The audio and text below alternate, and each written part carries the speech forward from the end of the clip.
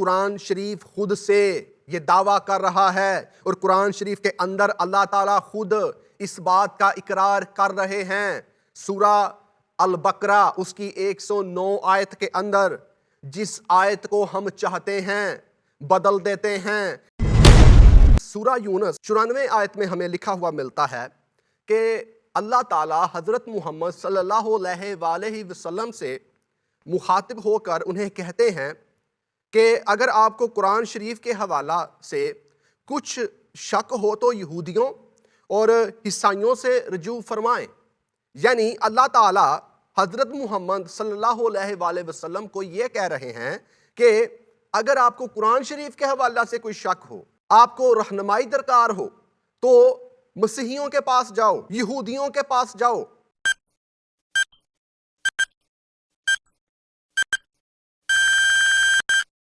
خداوند یسوع المسیح کے عظیم نام میں آپ سب کی سلامتی ہو۔ جتنے بھی مجھے آج کے اس ویڈیو پیغام میں دیکھ رہے ہیں، سن رہے ہیں، میں آپ کو خوش آمدید کہتا ہوں۔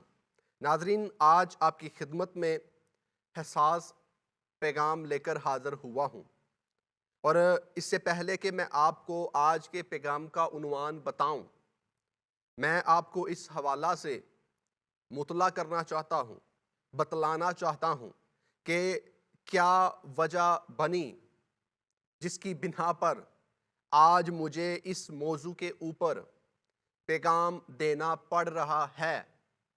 تو میں آپ کو اس حوالہ سے آگاہ کرنا چاہتا ہوں کہ گزشتہ دنوں میں نے ایک پیغام جاری کیا تھا جس کا عنوان تھا کہ مسیحی حضرت محمد صلی اللہ علیہ وآلہ وسلم کو آخری نبی کیوں نہیں مانتے۔ تو جب میں نے یہ پیغام جاری کیا تو یوٹیوب کے اوپر 1400 کے قریب کمنٹ باکس کے اندر کمنٹ کیے گئے اس ویڈیو کے نیچے، اور 1400 میں سے 1000 سے زائد جو کمنٹس تھے وہ اس حوالہ سے تھے کہ جو مسیحیوں کی بائبل مقدس ہے وہ منحرف شدہ ہے، وہ تحریف شدہ ہے، وہ قابل اعتبار نہیں۔ تو آج اسی وجہ سے میں آپ کی خدمت میں یہ عنوان لے کر حاضر ہوا ہوں، اور آج ہم اس حوالہ سے سیکھیں گے، جانیں گے اور تحقیق کریں گے، اور آج ہم بائبل مقدس میں سے کم اور قرآن میں سے زیادہ تحقیق کریں گے کہ آیا ہمارے مسلمان بھائی جن کا تعلق اسلام سے ہے، جو قرآن کے اوپر ایمان رکھتے ہیں اور قرآن شریف کو حتمی کتاب مانتے اور گردانتے ہیں، آیا ان کی کتاب بائبل مقدس کے حوالہ سے، توریت کے حوالہ سے، زبور کے حوالہ سے، انجیل کے حوالہ سے، صحائف انبیاء کے حوالہ سے کیا بیان دیتی ہے؟ آج ہم قرآن شریف جو مسلمانوں کی کتاب ہے اس میں سے سیکھیں گے اور جانیں گے اور تحقیق کریں گے، اور اس کے بعد پھر ہم حضور اکرم صلی اللہ علیہ وآلہ وسلم جو اہل اسلام کے لاسٹ پروفٹ ہیں، آخری پیغمبر ہیں، ان کے قول کے اوپر بھی غور کریں گے، ان کی زندگی کے اوپر بھی غور کریں گے کہ آیا کیا آپ نے بائبل مقدس کو تحریف شدہ کہا تھا یا نہیں۔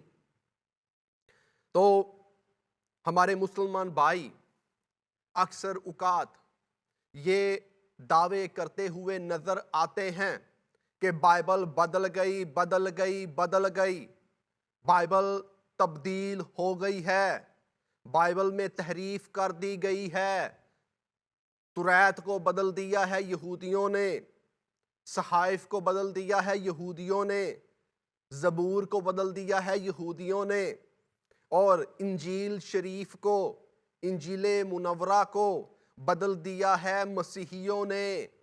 ایسا دعویٰ کرتے ہوئے ہمیں مسلم علماء و مشائخ، مسلم مناظر اور اہل اسلام سے تعلق رکھنے والے عام مسلمان نظر آتے ہیں، اور اسلام کا یہ 1400 سال سے دعویٰ ہے کہ بائبل بدل گئی ہے، بائبل میں تحریف ہو گئی ہے۔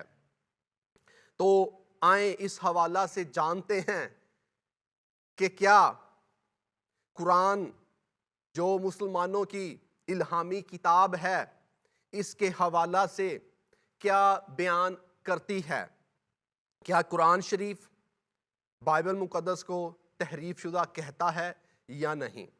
اور جب ہم سورہ بقرہ اس کی 109 آیت کو پڑھتے ہیں تو یہاں پر ہمیں قرآن شریف کے حوالہ سے بیان ملتا ہے کہ جس آیت کو ہم منسوخ کر دیں یا بھلا دیں، اس سے بہتر یا اس جیسی اور لاتے ہیں۔ کیا تو نہیں جانتا کہ اللہ تعالیٰ ہر چیز پر قادر ہے؟ وہ مسلمان بھائی جو 1400 سال سے یہ دعویٰ کر رہے ہیں، جو یہ للکار کر کہتے ہیں کہ مسیحیوں کی کتاب بائبل مقدس بدل گئی ہے، میں آپ کو دعوے کے ساتھ چیلنج کرتا ہوں، ایک حوالہ مجھے بائبل مقدس میں سے دکھا دیں جہاں پر بائبل مقدس کے اندر یہ کہا گیا ہو کہ خدا تعالیٰ نے یہ بیان ریکارڈ کروایا ہو کہ میں نے بائبل مقدس کو بدل دیا ہے، یا یہودیوں مسیحیوں نے بائبل مقدس کو بدل دیا ہے۔ ایک حوالہ مانگ رہا ہوں، صرف ایک حوالہ پیش کر دیں۔ اس کے برعکس، اس کے متضاد قرآن شریف خود سے یہ دعویٰ کر رہا ہے، اور قرآن شریف کے اندر اللہ تعالیٰ خود اس بات کا اقرار کر رہے ہیں۔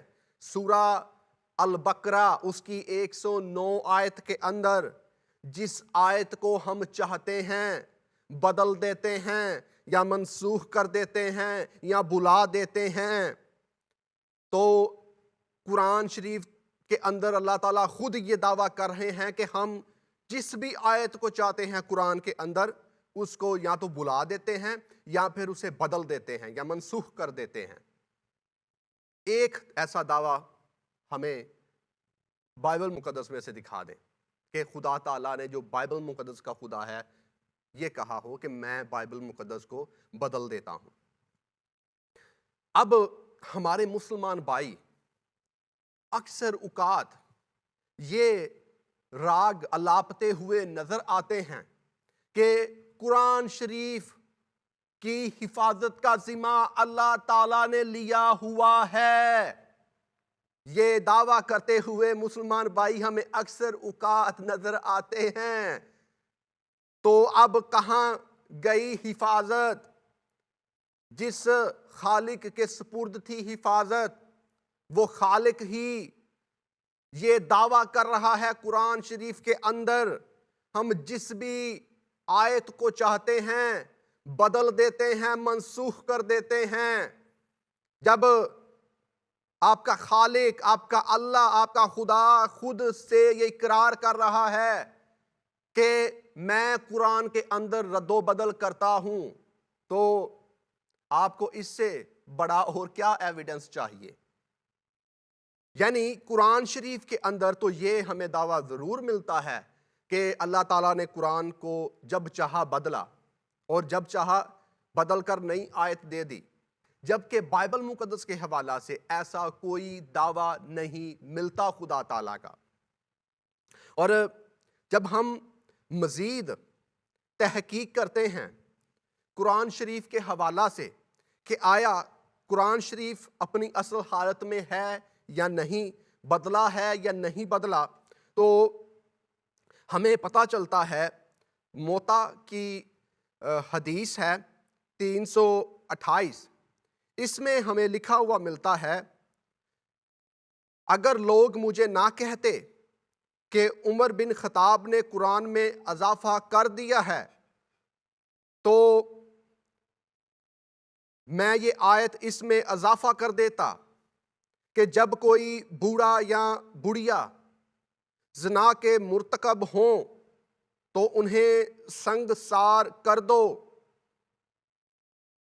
اور عمر بن خطاب یہ دعویٰ کرتے ہیں کہ ہم یہ آیت قرآن میں جو حضرت محمد صلی اللہ علیہ وآلہ وسلم کے دور کے اندر قرآن تھا پڑھتے تھے، لیکن آج کے اس دور حاضرہ کے اندر قرآن میں یہ آیت موجود نہیں ہے۔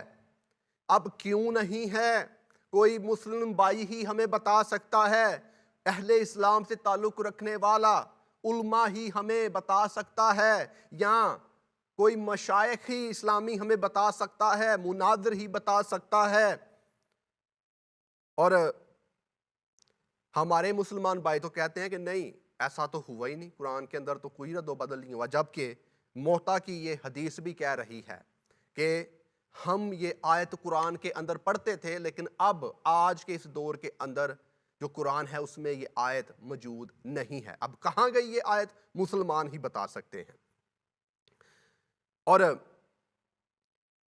اب ہم سیکھتے ہیں، جانتے ہیں اور اس حوالہ سے تحقیق کرتے ہیں کہ قرآن مجید نے اپنے حق میں تو یہ خود اقرار کیا کہ میں بدل چکا ہوں، مجھ میں تحریف ہوئی ہے، مجھ میں اللہ تعالیٰ خود سے جب چاہتے ہیں آیتیں ڈال دیتے ہیں اور خود سے جب چاہتے ہیں نکال لیتے ہیں، منسوخ کر دیتے ہیں۔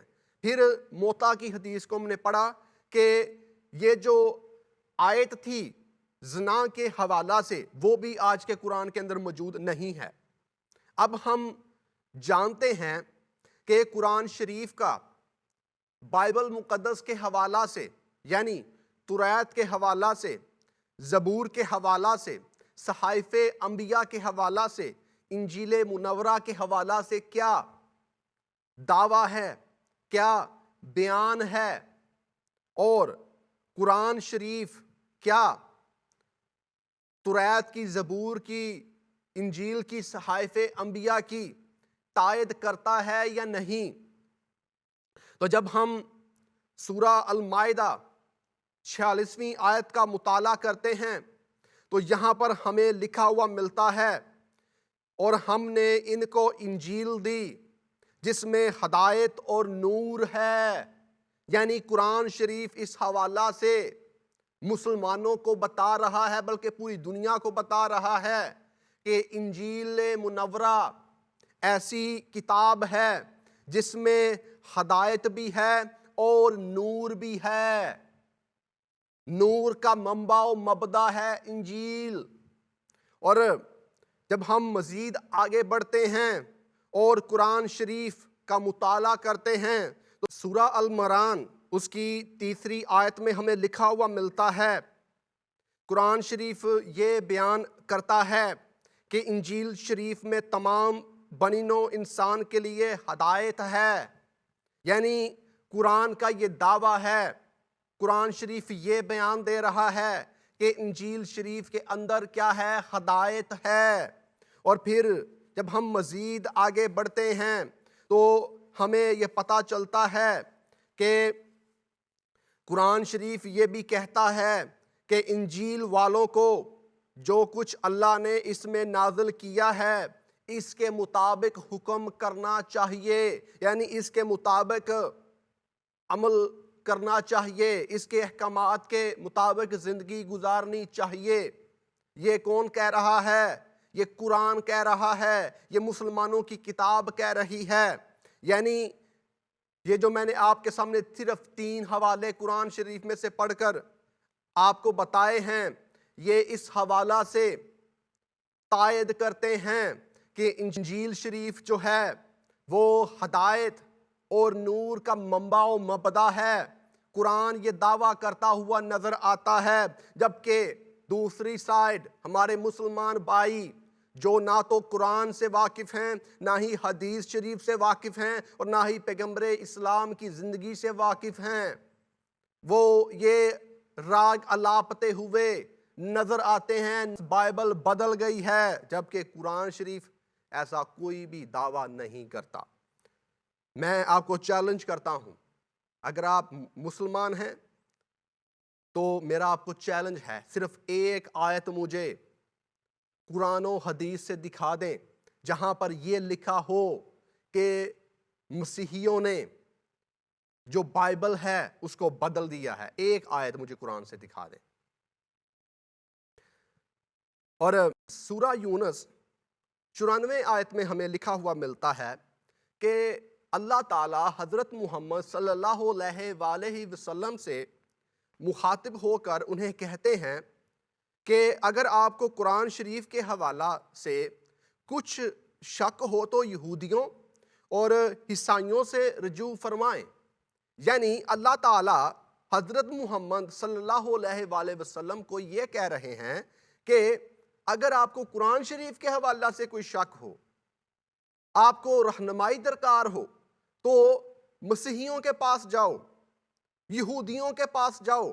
جبکہ ہم اس وقت کے زمانہ کے اندر دیکھتے ہیں کہ ہمارے مسلمان بھائی ہمارے پاس آنے کی بجائے، ہم سے سیکھنے کی بجائے، ہم سے رجوع فرمانے کی بجائے وہ ہمارے اوپر ہی الزام لگاتے ہیں کہ آپ کی کتاب بدل گئی ہے، آپ کی کتاب تحریف شدہ ہے، جبکہ اللہ تعالیٰ مسلمانوں کے پیغمبر کو یہ کہہ رہے ہیں کہ یہودیوں کی طرف رجوع کریں، مسیحیوں کی طرف رجوع کریں اگر قرآن کے حوالہ سے کچھ بھی شک ہو تو۔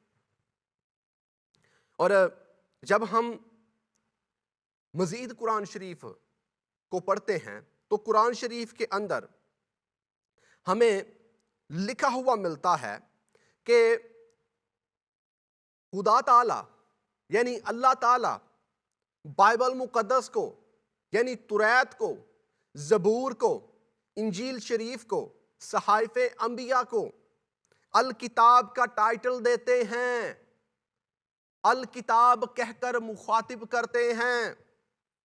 اب جو الکتاب ہے اس کے لغوی معنی یہ ہیں کہ جب بھی کسی لفظ کے ساتھ الف اور لام کا اضافہ ہو جاتا ہے تو وہ چیز خاص بن جاتی ہے۔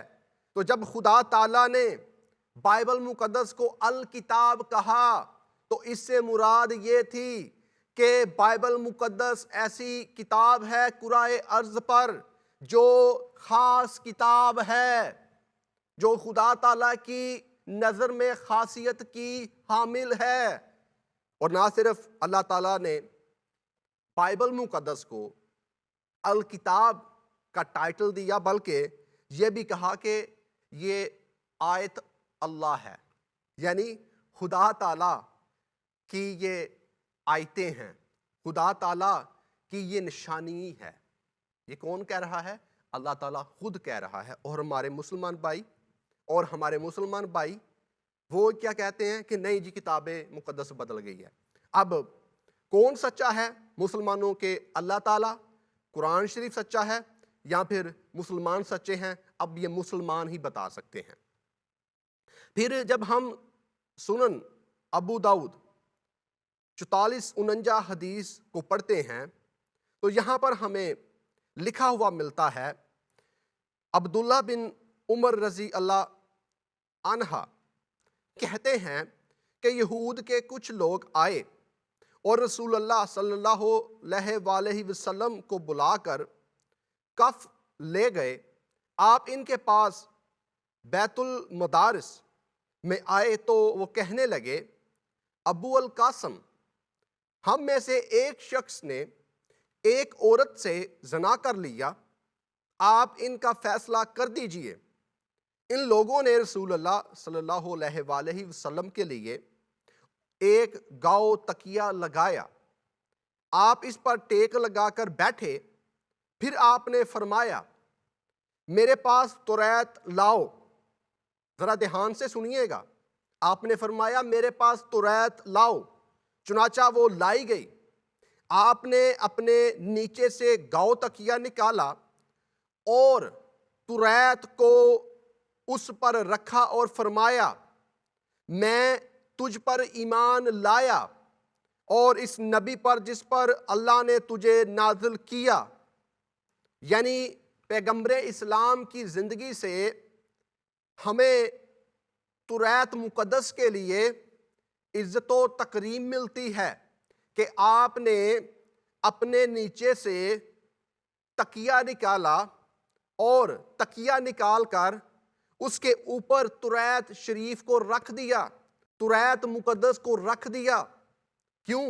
کیونکہ آپ کی نظر میں جو توریت تھی وہ مقدم تھی، وہ مکرم تھی، وہ عزت کی حامل تھی. اور نہ صرف آپ نے اسے تکیے کے اوپر رکھا بلکہ آپ نے کہا کہ میں تجھ پر ایمان لاتا ہوں. یعنی آپ توریت کے اوپر ایمان بھی لے کر آئے. اگر توریت شریف بدل چکی تھی تو پھر پیغمبر اسلام توریت کے اوپر ایمان کیوں لے کر آئے؟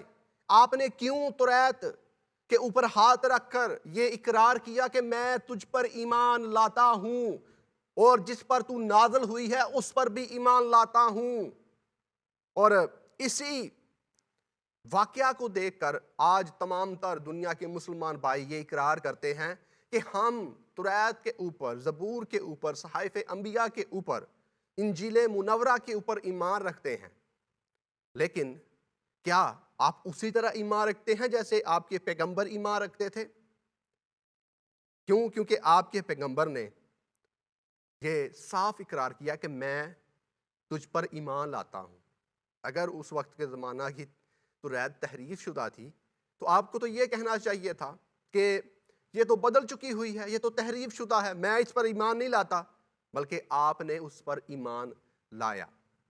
اور یہاں پر میرے چند ایک سوالات ہیں اپنے مسلمان بھائیوں سے کہ برائے مہربانی میرے ان سوالات کا مجھے جواب دیں. آپ اکثر اوقات یہ کہتے ہیں کہ بائبل بدل گئی ہے، بائبل اپنی اصل حالت میں موجود نہیں ہے. مجھے صرف یہ حوالہ دے دیں کہ پیغمبر اسلام نے کہاں پر کہا ہے کہ بائبل مقدس بدل گئی ہوئی ہے، توریت شریف بدل گئی ہوئی ہے، زبور بدل گیا ہوا ہے، صحائف انبیاء بدل چکے ہوئے ہیں. پیغمبر اسلام کی زبانی صرف ایک حوالہ دے دیں. میرا آپ کو چیلنج ہے، آپ تا قیامت ایک بھی حوالہ نہیں لا سکیں گے جہاں پر یہ لکھا ہو اور پیغمبر اسلام فرماتے ہوں کہ توریت بدل گئی ہے. بلکہ آپ نے اس کے برعکس توریت کو عزت دی اور اس پر ایمان لے کر آئے. اور اب ہم بائبل مقدس کے خود کے حوالہ سے جو بیانات ہیں اس پر غور کرتے ہیں، اس پر توجہ دیتے ہیں، اس کے حوالہ سے سیکھتے ہیں کہ آیا بائبل مقدس کا خود کے بارے میں کیا دعویٰ ہے. زبور 119 اور اس کی 140ویں آیت، یہاں پر لکھا ہوا ہے تیرا کلام بالکل خالص ہے، اس لیے تیرے بندہ کو اس سے محبت ہے. اب جو بائبل مقدس ہے اس میں جو زبور ہے، زبور کی کتاب، اس کا اپنے بارے میں دعویٰ یہ ہے کہ زبور چونکہ خدا کا کلام ہے، خدا کا الہام ہے، تو زبور خود سے یہ دعویٰ کرتے ہوئے نظر آ رہے ہیں کہ اے خدا تعالیٰ تیرا کلام بالکل خالص ہے. کتنا خالص ہے؟ بالکل مکمل طور پر خالص ہے، پیور ہے تیرا کلام، اسی لیے تیرے بندہ کو اس سے محبت ہے. یہ ہے بائبل مقدس کا خود کے بارے میں دعویٰ. پھر یسایہ کی کتاب 31واں باب اور اس کی 2 آیت میں لکھا ہوا ہے پر وہ بھی تو عقل مند ہے اور بلا نازل کرے گا اور اپنے کلام کو باطل نہ ہونے دے گا.